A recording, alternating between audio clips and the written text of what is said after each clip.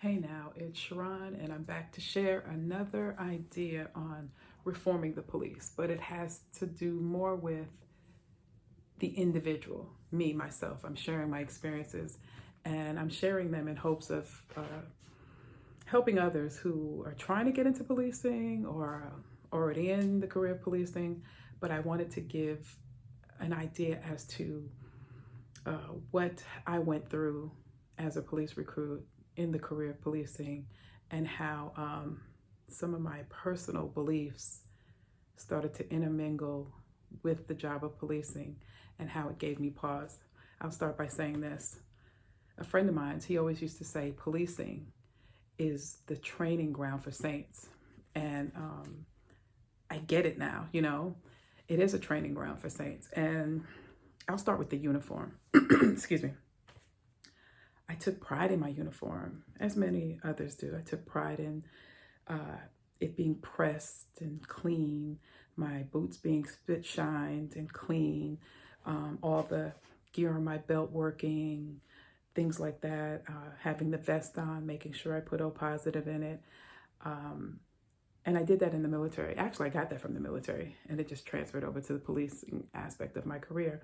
And I took pride in my uniform. And when I put it on, my badge was always polished.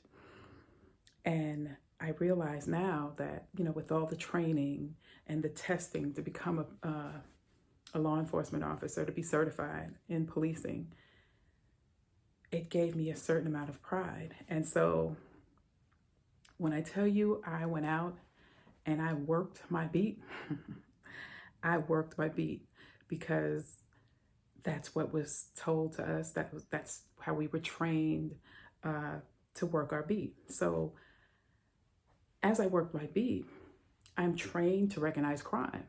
And so as I'm patrolling, I'm looking for the elements of a crime, if you will. But what I realized is I was finding faults also. And that's where the excessive pride comes in. I'm finding faults in the neighborhood, in the people, and in the area. And so that gave me pause, because putting on the uniform, like I said, it gave me a certain amount of pride, but it was excessive, because now I'm patrolling and I'm the law.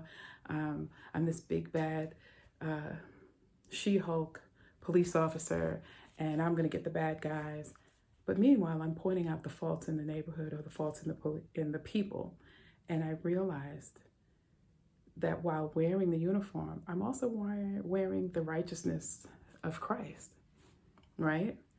And like I said, it gave me pause, because now if I'm finding fault in the people and fault in the area, how does that balance with me and the righteousness of God and His grace and His mercy that He's shown me? So basically what I was doing was delving out judgment and punishment in the form of arrest and things like that for any little thing. Meanwhile, showing myself some grace. That's where I gave myself pause, like, okay, wait a minute, think about that.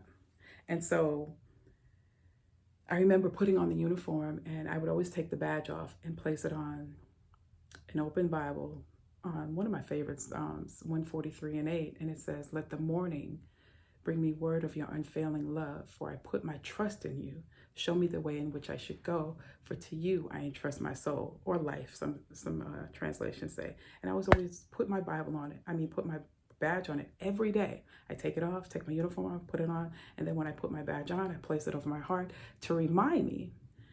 And so me going out into the neighborhood and then finding fault. Oh, look, the house, 10 houses are dilapidated, unkept, and not realizing it's a social issue, something could be going on.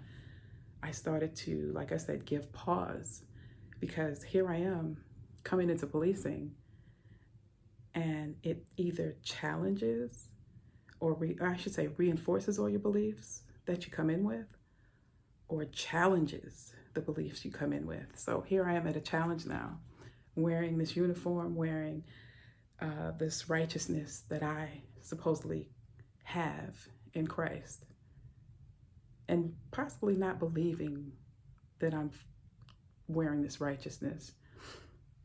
When I think back to those times, well, I'm sure now, But when I think back to those times, I don't think I was quite sure, but I knew I was wearing this righteousness, if you will.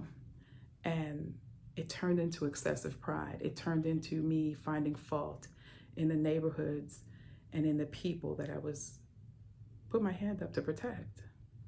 And that started to drive my work ethic, if you will. Okay, these people don't know what they're doing, and they're out here just willy-nilly, not caring, and that was far from the truth.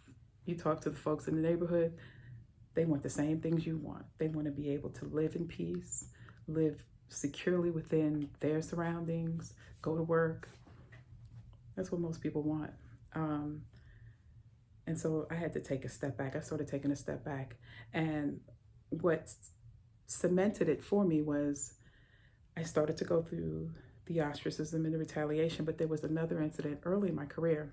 I told this in another video, told the story in another video, where I was in the city and I was in regular clothes. I was out and I didn't know the city that well. And I stopped to ask some officers.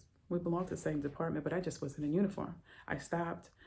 One of the officers saw me. Actually, it was the black officer. He looked at me, looked me up and down, kept talking. Didn't acknowledge that I was standing there waiting for them to ask a question. The white officer turned around. He was like, hey, what's going on? And I had told him, I said, I don't know where this street is. He was like, go down here, make a left, da. And then he told the black officer, he was like, oh, she's one of us. And as I walked away, I started to think, am I one of them?